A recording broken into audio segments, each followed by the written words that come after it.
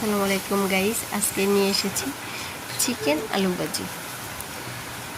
চিকেনটা পানিটা শুষিয়ে নেওয়ার পর একটু তেলে ভেজে নিচ্ছি, হালকা করে ভেজে নেওয়ার পরে পেঁয়াজ কুচিটা দিয়ে ভেজে নিচ্ছি। সামান্য হলুদ দিয়েছি, আপনারা চাইলে স্কিপ করতে পারেন। আলু কুচিগুলো দিয়ে দিলাম। আলু কুচিটা সিদ্ধ হালকা হওয়ার পরে চিকেনটা দিয়ে দিলাম। এবার নেড়ে চেড়ে নিচ্ছি, মিক্স করে নিচ্ছি। এখন আমার আলু ভাজিটা প্রায় হয়ে গেছে। আপনারা চাইলে বাসায় কেউ আসলে এরকম রেসিপি বানিয়ে খেতে পারেন বা খাওয়াতে পারেন। এই খাবারটা আসলে একটু সুস্বাদু খাবার, একবার খেলে আপনারা এটা ফ্রেন্ড হয়ে যাবেন। 7 থেকে 10 মিনিটের মধ্যে আলু ভাজিটা হয়ে যায়।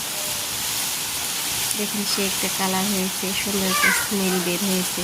এটা আসলে খুব সুন্দর একটা খাবার, দেখতেও সুন্দর, খেতেও মজাদার। আপনারা আমার পাশে থাকবেন, সবাই আমাকে সাপোর্ট করবেন ইনশাআল্লাহ। আসসালামু আলাইকুম।